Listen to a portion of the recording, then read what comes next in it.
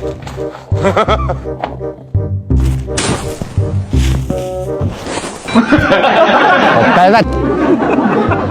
Nima ish qilyapsa? İşlavatım. Qanday ishlatsa? Nişad işlavatım o'zimning o'rnimda. Men ambarda Misrning qizlar yeyishik deb yutib ketib bordi, bilamsiz yo'qmi? Bilme. Lekin bu mening xizmat doiramdagi ish emas. Qanday sening xizmat doirangda ish olmaydi o? Men ishga qarayman, lekin ambar qaramayman. Ambar qaraydigan shu qas pul qatsiz. Ucu.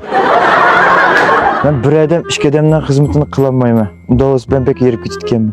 Kichik vaqtimda uyda pishtalam qo'y qaraydim, ishtal qo'y qarsam sanab bo'lolmay yerib. Derdi.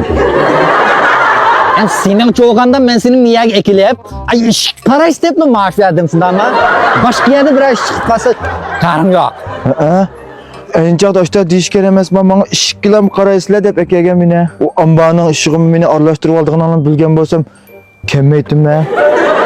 Yencho, Bir kichik maoshga ishga demdan ishni qilolmaydi bu yerda. to'xta, kim bu? O'g'ri. Mana o'g'ri demak.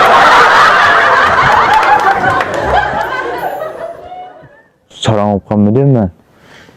İşim olmasa o iş. Kosa kaçtı. Mısranın birini.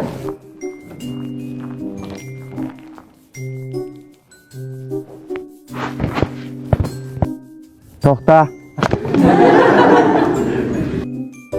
Nech qilyapsa? Malag'il kelgan. Malag'il kirgan bo'lsang, ajab men darvozadan kirgandan ko'rmadim ya.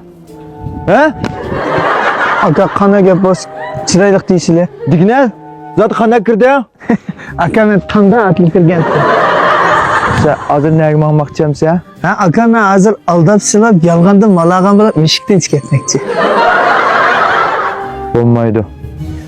Sen tamdan atilib kirgandikin, tamdan atilib chiqat. Men darvozadan meningki ko'z tutish doiramda. Bu yerdan chiqishga bo'lmaydi.